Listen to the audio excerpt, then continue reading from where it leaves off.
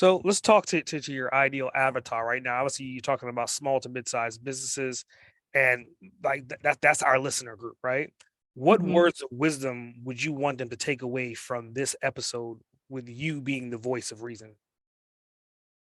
Just that they don't have to be locked into one box. If they're concerned about their email strategy or their email platform, either one, if they're talking to larger agencies that are saying they need a million different platforms to make something work, I would always second guess that because I am big on streamlining and less is more. Mhm. So I would say you don't need 15,000 features, 15 million platforms to do a strategy for your email.